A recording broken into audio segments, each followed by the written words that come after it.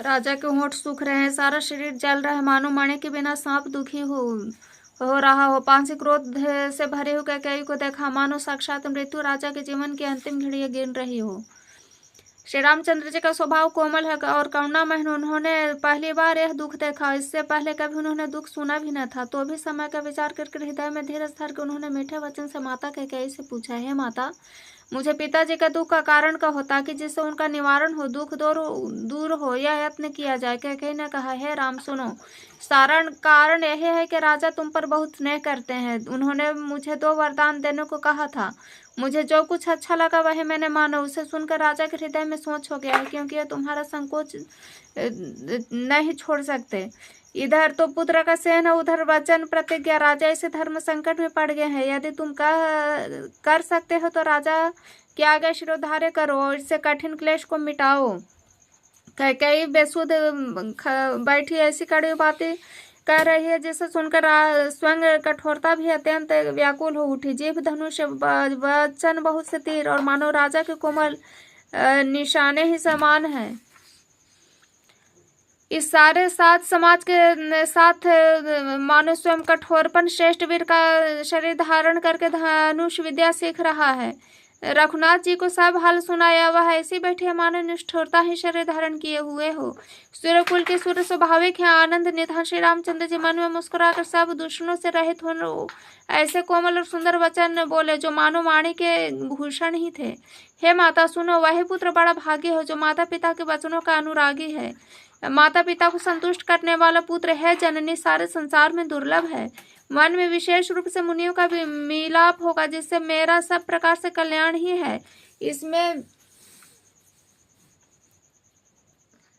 इसमें भी पिताजी की आज्ञा और है जन्य तुम्हारी सम्मति है, और प्राण प्रिय भरत राज पाएंगे। इन सब बातों को देखकर प्रतीत होता है कि आज विधाता सब प्रकार से मुझे अनुकूल है। यदि ऐसे काम के लिए मैं वन को चाहूँ तो मूर्खों के साथ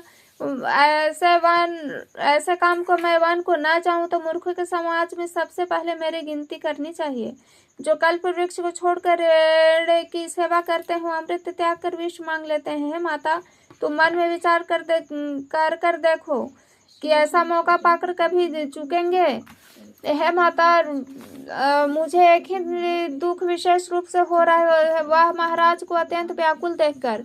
इस थोड़ी सी बात के लिए पिताजी को इतना भारी दुख हो। है माता, इस पर बात पर विश्वास नहीं होता।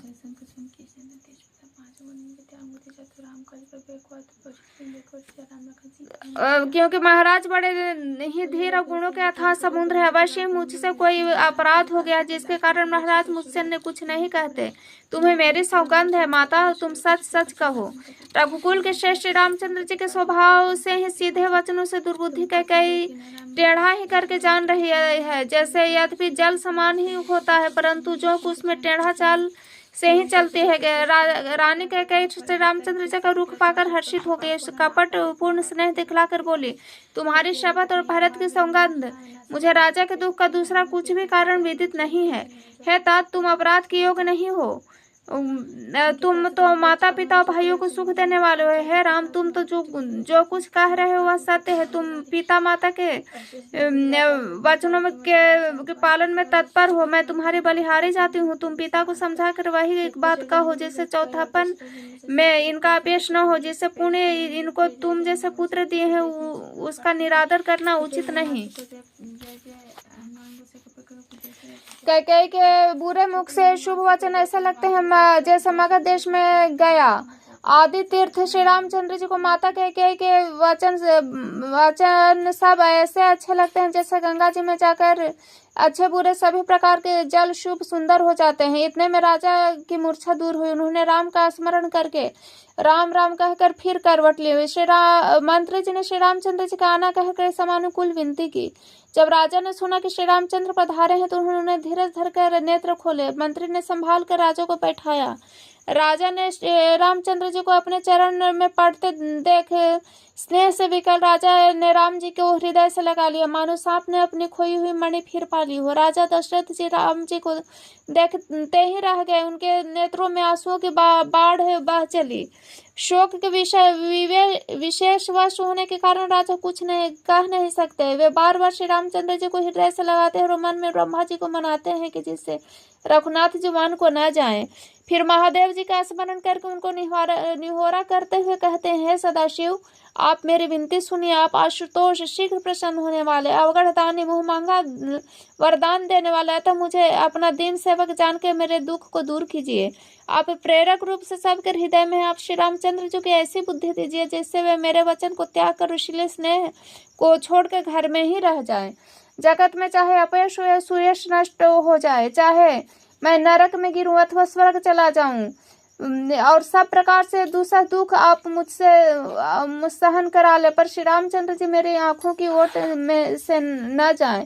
राजा मन ही मन इस प्रकार विचार कर रहे हैं, बोलते नहीं। उनका मन पीपल के पत्ते की तरह डोल रहा है। श्री रघुनाथ जी ने पिताजी को प्रेम के वश जाना। यह अनुमान करके माता फिर कुछ कहेगी तो पिताजी को दुख होगा। देश काल और अवसर के अनुकूल विचार कर विपरीत विनीत वचन कहे है, तात मैं कुछ कहता हूँ या ढिठाई करता हूँ, इस अनुचित मेरे बाल्यावस्था समझकर क्षमा कीजिए। इस अत्यंत तुच्छ बात के लिए इतना दुख पाया, मुझे किसी ने पहले कहकर यह बात नहीं जनाई। आपको इस दशा में देखकर मैंने माता से पूछे, उनसे सारा प्रसंग सुनकर मेरे सब अंग शिथिल हो गए। मुझे बड़ी प्रसन्नता हुई है पिताजी। इस मंगल के समय स्नेहवश होकर सोच करना छोड़ दीजिए और हृदय में प्रसन्न होकर मुझे आज्ञा दीजिए। कहते हुए प्रभु श्री राम जी सर्वांग पुलकित हो गए।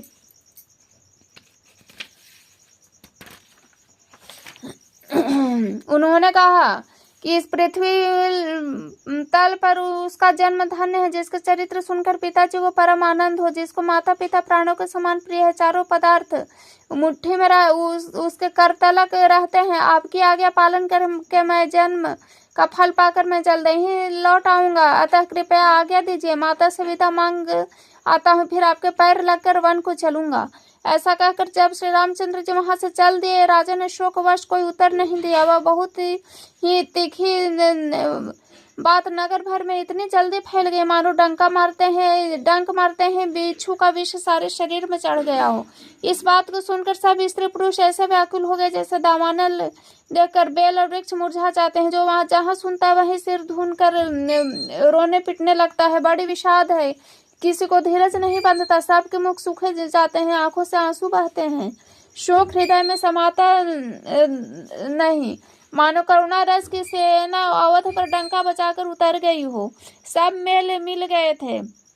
इतने में ही विधाता ने बात बिगाड़ दी। जहां तहां लोग कह क्यों का लेते रहे, इस पापिन को क्या सूझ पड़ा, इसने छाए घर पर आग लगा दी।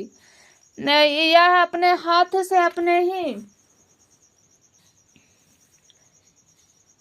आंखों के निकाल कर उसे देखना चाहती है और अमृत फेंक कर विष चखना चाहती है। कुटिल कठोर दुर्बुद्धि और भागने कह रघुवंश रूपी बांस के लिए वन के लिए अग्नि हो गई। पत्ते पर बैठकर इसने पेड़ को काटा, मुंह सुख में शोक का ठाट कर रख दिया। श्री रामचंद्र जी इसे सदा प्राणों के समान प्रिय थे, फिर न जाने किस कारण से इसने यह कुटिलता ठानी।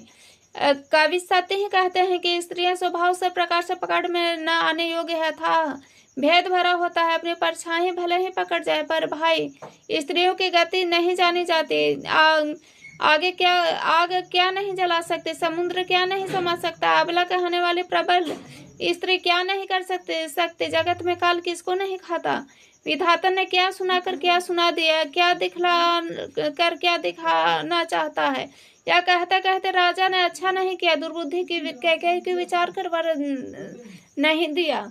जो हट करके को पूरा करने में अड़े रहे, स्वयं सब दुखों के पात्र हो गए। स्त्री के विशेष वश होने के कारण मानो उनको ज्ञान और गुण जाता रहा। दूसरे को धर्म के मर्यादा जानते हैं, सयाने हुए राजा को दोष नहीं देते। वे शिवी, दधीचि, हरिश्चंद्र की कथा एक दूसरे को बखान कर कहते हैं कि कोई एक इसमें भरत जी की सम्मति बताते हैं, कोई सुनकर उदासीन भाव से रह जाते हैं, कुछ बोलते नहीं। कोई हाथों से कान मूंद कर जीभ को दांतों तले दबा कर कहते यह बात झूठ है, ऐसी बात कहने से तुम्हारे पुण्य नष्ट हो जाएंगे। भरत जी तो श्री रामचंद्र जी के प्राणों के समान प्यारे हैं। चंद्रमा चाहे आग की चिंगारियां बरसाने लगे, अमृत चाहे विष के समान हो जाए परंतु भरत इस स्वप्न में भी कभी श्री रामचंद्र जी के विरुद्ध कुछ नहीं करेंगे। कोई एक विधाता को दोष देते हैं जिसे अमृत दिखलाकर विष दे दिया, नगर भर में खलबली मच गई, सब किसी को सोच हो गया, हृदय में दूसरा जलन हो गया, आनंद उत्साह मिट गया। ब्राह्मणों की स्त्रियां कुल माननीय बड़ी बूढ़ी और जो कैकेयी के परम प्रिय थी वे उसके शील की सराहना करके उसे सीख देने लगे, पर उसको उनके वचन बाण के समान लगते हैं। वे कहती है तुम तो सदा कहा करते थे कि श्री रामचंद्र के समान मुझको भारत भी प्यारे नहीं। इस बात को सारा जगत जानता है। श्री रामचंद्र जी पर तो तुम स्वाभाविक स्नेह करती हो, तो आज किस अपराध से उन्हें वन देती हो? तुमने कहीं सौतिया डाह नहीं किया क्या? सारा देश तुम्हारे प्रेम विश्वास को जानता है। अब कौशल्या ने तुम्हारा कौन सा बिगाड़ कर दिया जिसके कारण तुमने सारे नगर पर वज्र गिरा दिया? क्या सीता जी अपने पति का साथ छोड़ देंगी? क्या लक्ष्मण जी श्री रामचंद्र जी के बिना रह सकेंगे? क्या भरत जी श्री रामचंद्र जी के बिना अयोध्यापुरी का राज भोग सकेंगे? और क्या श्री रामचंद्र जी के बिना राजा जीवित रह सकेंगे? अर्थात सीता जी यहाँ नहीं रहेंगे, लक्ष्मण जी नहीं रहेंगे, भरत जी राज न करेंगे, न राजा ही जीवित रहेंगे, सब उजाड़ हो जाएगा। हृदय में ऐसा विचार कर क्रोध छोड़ दो, शोक और कलंक की कोठी मत बनो। भरत को अवश्य युवराज पद दो। श्री रामचंद्र जी का मन में क्या काम? श्री रामचंद्र जी राज्य के भूखे नहीं है, वे धर्म की धुरी धारण करने वाले विषय